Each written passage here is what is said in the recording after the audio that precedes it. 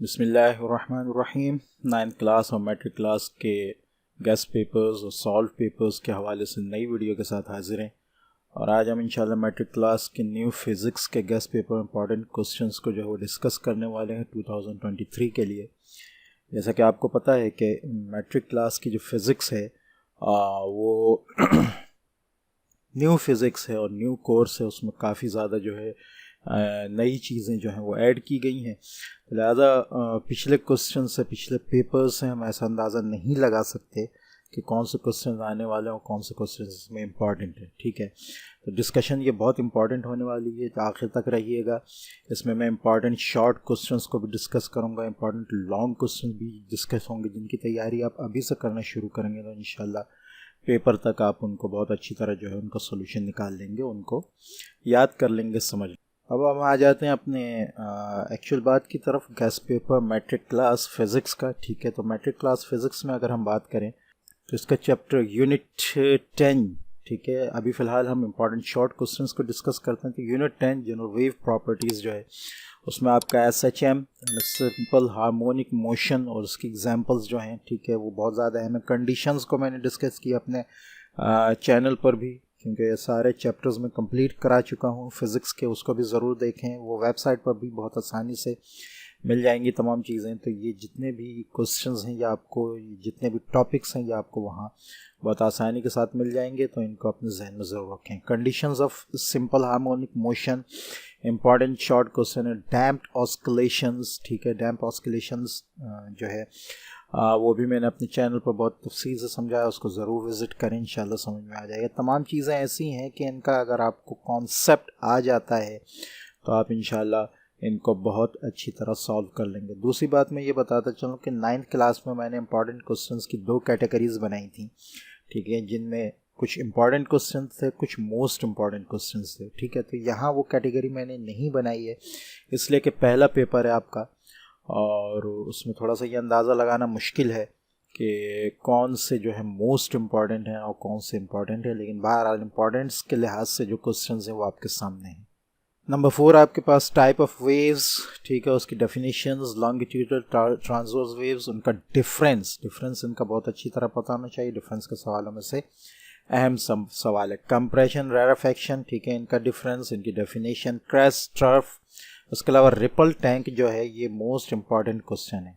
Number 8 जो topic आपका important है वो स्टेशनरी वेव्स भी, ठीक है, वेव्स की जो टाइप्स हैं उनमें मोस्ट इम्पॉर्टेंट क्वेश्चन है, टॉपिक है। यूनिट 11 में अगर हम आ जाएं तो sound, pitch, loudness, intensity, frequency, ये काफ़ी इंपॉर्टेंट डेफिनेशंस हैं। इनमें से कोई ना कोई डेफिनेशन आपके उसमें क्वेश्चन में ज़रूर आ सकती है। जो शॉर्ट क्वेश्चंस में इको की डेफिनेशन आनी चाहिए, जो कि आपको अच्छी तरह समझाई गई है, ठीक है, लेक्चर्स के दौरान। उसके अलावा mathematical form of speed of sound, ठीक है, डिफरेंट मीडियाज में स्पीड ऑफ साउंड क्या होता है, ठीक है। फैक्टर्स ऑफ लाउडनेस, ये भी आपको अच्छी तरह पता होना चाहिए। Uses of ultrasound in medicine, ये मोस्ट इंपॉर्टेंट क्वेश्चन है, ये इसको बहुत अच्छी तरह देख के रखिएगा। सोनार, ये भी इंपॉर्टेंट क्वेश्चन है, ठीक है, जिसके ज़रिए हम समंदर की जो डेप्थ वगैरह मालूम करते हैं। तो ये जो प्रोसेस है ये भी आपको अच्छी तरह पता होना चाहिए। Number 7 effects of noise pollution in earth on health, ठीक है। यूनिट 12 आपके पास है इलेक्ट्रोमैग्नेटिक स्पेक्ट्रम, जी, डिस्पर्शन ऑफ लाइट पता होना चाहिए आपको। Characteristics and uses of electromagnetic waves, ये भी इंपॉर्टेंट क्वेश्चन है। स्पेक्ट्रम, इलेक्ट्रोमैग्नेटिक स्पेक्ट्रम जो है उसमें जो डिफरेंट वेव्स हैं उनकी यूजेस, उनकी प्रॉपर्टीज़ ये आपको पता होनी चाहिए, ठीक है। नंबर 13 पे आ जाए, geometrical optics, reflection and its types, ठीक है। नंबर 1 रिफ्लेक्शन का पता होना चाहिए, उसकी कितनी टाइप्स हैं उनका पता होना चाहिए। क्रिटिकल एंगल क्या है ये बहुत अच्छी तरह पता होना चाहिए, इंपॉर्टेंट क्वेश्चन है। पावर ऑफ लेंस, उसकी यूनिट मैंने अच्छी तरह समझाई है अपने यूट्यूब चैनल पर, उसको भी ज़रूर देखिएगा। रिजॉल्विंग पावर और मैग्नीफाइंग पावर, ये दोनों क्या चीज़ है, इनका डिफरेंस के क्वेश्चन में से ये question number 4 most important question है। मैग्निफिकेशन, रेजोल्यूशन, ठीक है, इनका भी डिफरेंस जो है वो आपको पता होना चाहिए। ये दोनों के डेफिनेशन, इनमें फ़र्क क्या है। कॉनकेव, कॉन्वेक्स लेंस, फ़र्क क्या है, डिफरेंस क्या है, ठीक है। और उसके अलावा ये कि इनकी डेफिनेशन क्या है, क्या चीज़ होते हैं ये, टेलीस्कोप, ठीक है, टेलीस्कोप के बारे में, उसकी मज़ीद टाइप्स वगैरह के बारे में आपको पता होना चाहिए। यूजेस ऑफ लेंसेज, लेंस के जो यूजेस हैं उसका आपको अच्छी तरह पता होना चाहिए, लेंस कहाँ कहाँ इस्तेमाल होते हैं। टोटल इंटरनल रिफ्लेक्शन, ठीक है, ये टोटल इंटरनल रिफ्लेक्शन और क्रिटिकल एंगल यूँ कहें कि ऑलमोस्ट रिलेटेड टॉपिक्स हैं, तो एक आपको समझ में आएगा तो दूसरा भी खुद ब खुद समझ में आ जाएगा। ये दोनों इम्पॉर्टेंट हैं अपने हवाले से, ठीक है। उसके बाद लॉज ऑफ रिफ्लेक्शन जो है वो आपको अच्छी तरह पता होनी चाहिए, ठीक है। यूनिट 14 में अगर हम आए, यूनिट 14 हमारी इलेक्ट्रोस्टैटिक्स में नंबर 1 जो हमारा इंपॉर्टेंट क्वेश्चन है शॉर्ट क्वेश्चन आंसर्स में, वो है चार्ज। चार्ज जो है इलेक्ट्रिकल चार्ज, ठीक है, और उसकी प्रॉपर्टीज़ इंपॉर्टेंट क्वेश्चन है। इलेक्ट्रिक फील्ड क्या है, उसकी इंटेंसिटी क्या होती है। Capacitor and capacitance, one of the most important questions. Series and parallel combination of capacitors, ठीक है। यूजेस ऑफ कैपेसिटर्स, कैपेसिटर्स कहाँ कहाँ इस्तेमाल होते हैं। कूलम्स लॉ, ठीक है, ये शॉर्ट और लॉन्ग लॉन्ग में भी आपका आएगा, मोस्ट इंपॉर्टेंट टॉपिक है, ठीक है। Question number unit 15 current, electricity, Ohm's law, Joule's law, ठीक है, और किलोवाट आवर जो आपका कहना चाहिए कि जूल्स लॉ में इस्तेमाल होता है। उसके अलावा कन्वेंशनल करंट, इसका क्या कॉन्सेप्ट है। अल्टरनेटिंग और डायरेक्ट करंट, ये दोनों किस किस्म के होते हैं, इनमें फ़र्क क्या है डिफरेंस के लिहाज से, ये क्वेश्चन भी बहुत इंपॉर्टेंट है। Circuit breaker, one of the most important questions, ठीक है, इसलिए कि डेली लाइफ में ये बहुत ज़्यादा इस्तेमाल होता है, तो इसकी इंपॉर्टेंस के लिहाज से सवाल भी आ सकता है। डेफिनेशन ऑफ इलेक्ट्रिक पावर, ठीक है, उसके अलावा series and parallel combination of resistors, ठीक है, ये कैपेसिटर्स में भी है और रेजिस्टर्स में भी है, तो ये दोनों इंपॉर्टेंट क्वेश्चन हैं, ठीक है। नंबर 16 में अगर हम आ जाए इलेक्ट्रोमैग्नेटिज्म, इसमें राइट हैंड रूल मैंने बहुत वजाहत से, बहुत तफसील के साथ, बहुत आसानी के साथ मैंने समझाया है, तो ये आप मेरे चैनल पर भी ज़रूर देखें, इंशाल्लाह आपको बहुत फ़ायदा होगा। डीसी मोटर, इसका कॉन्सेप्ट क्या है, mutual induction and self induction, ठीक है, इसमें डिफरेंस क्या है ये भी आपको पता होना चाहिए, क्या चीज़ होती है ये भी पता होना चाहिए। Define the transformer, one of the most important question. Step up and step down transformer, दोनों का फ़र्क आपको पता होना चाहिए। एसी जनरेटर, इसका कॉन्सेप्ट, इसकी वर्किंग आपको पता होना चाहिए। एसी जनरेटर और डीसी मोटर दोनों को आप ज़रूर देखिएगा, इनमें क्या फ़र्क है, ठीक है, वर्किंग में क्या चीज़ जो है इनमें डिफरेंस है, तो ये दोनों क्वेश्चन अपने लिहाज से इंपॉर्टेंट हो सकते हैं, ठीक है। यूनिट 17 में आ जाए, इंट्रोडक्टरी इलेक्ट्रॉनिक्स। इलेक्ट्रॉनिक्स का कॉन्सेप्ट, डेफिनेशन, क्या चीज़ है, कौन सी फील्ड है, ये आपको पता होना चाहिए। Thermionic, emission, electron gun, cathode rays, ये तीनों टॉपिक इस यूनिट में अपने हवाले से मोस्ट इंपॉर्टेंट है। उसके अलावा गेट्स आपके जो है ये one of the most important questions है, ठीक है। Analog and digital electronics with difference, ये आपको पता होना चाहिए। यूजेस ऑफ गेट्स क्या है, गेट्स कहाँ कहाँ यूज़ होते हैं, ये आपको 2-3 जगह आपको बुक में बताई गई है, वो आपको पता होनी चाहिए। Unit 18 IT, information communication technology, ठीक है, आईसीटी, इसमें स्टोरेज डिवाइसेस जितनी भी हैं सब का आपको पता होना चाहिए, किसी के बारे में भी पूछा जा सकता है, ठीक है। और ये भी मैंने बहुत आसानी के साथ, बहुत कहना चाहिए कि खेल खेल में मैंने अपने चैनल पर समझाया है, तो उसको ज़रूर देखिएगा। Number 2 transmission through wires, radio waves, optical fibres. Transmission की 3 टाइप्स बताई गई हैं चैप्टर के अंदर, वायर्स के ज़रिए, रेडियो वेव्स के ज़रिए, ऑप्टिकल फाइबर्स के ज़रिए, ठीक है, तो ये आपको पता होना चाहिए। यूनिट 19 एटॉमिक स्ट्रक्चर, जिसमें आपका एटॉमिक न्यूक्लियस का टॉपिक इंपॉर्टेंट है। Isotopes, one of the most important topics in this chapter, in this unit, ठीक है। आइसोटोप्स को ज़रूर देखिएगा। Atomic mass and atomic number, जो इसके अलावा दूसरे इनके नाम हैं, उन नामों के लिहाज से भी आपको इनके बारे में पता होना चाहिए, वो आपकी बुक में बहुत तफसील से मैंने भी समझाया, बुक में भी मौजूद है। यूनिट 20 आपका nuclear structure, types of radiation, alpha, beta plus, beta minus, decay, ये डीके की तीनों types, important question. Half life, one of the most important question, and radioactive dating, ये दोनों बहुत इंपॉर्टेंट क्वेश्चंस हैं, ठीक है। अल्फा, बीटा, डीके जो है ये भी इंपॉर्टेंट है, लेकिन हाफ लाइफ और रेडियो एक्टिव डेटिंग जो है वो इसमें बहुत ही ज़्यादा इंपॉर्टेंट है।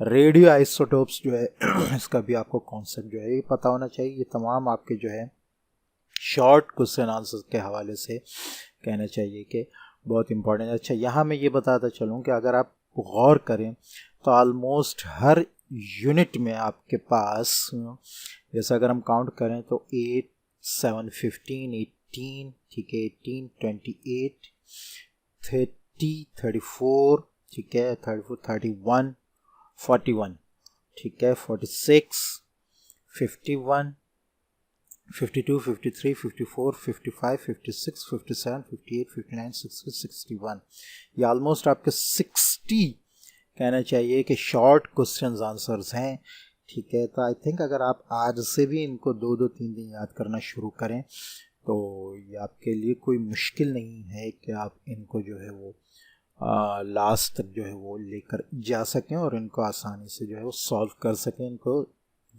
कहना चाहिए अपने माइंड में बिठा सकें, ठीक है। तो वैसे भी फिज़िक्स और मैथ को ज़रा ज़्यादा मेहनत की ज़रूरत है। उसकी वजह ये है कि आई थिंक कि केमिस्ट्री भी आपका जो है वो बुक चेंज हुई है, लेकिन फिज़िक्स और मैथ के यूनिट ज़्यादा हैं तो इसमें आपको वैसे भी मेहनत की ज़्यादा ज़रूरत है।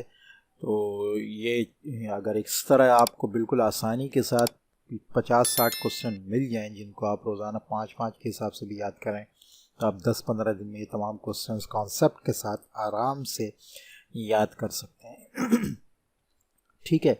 अब हम आ जाते हैं लॉन्ग क्वेश्चंस की तरफ। तो लॉन्ग क्वेश्चंस इतने ज़्यादा नहीं हैं, ठीक है, वो ऑलमोस्ट 20 जैसा कि आपको नज़र आ रहा है, ठीक है।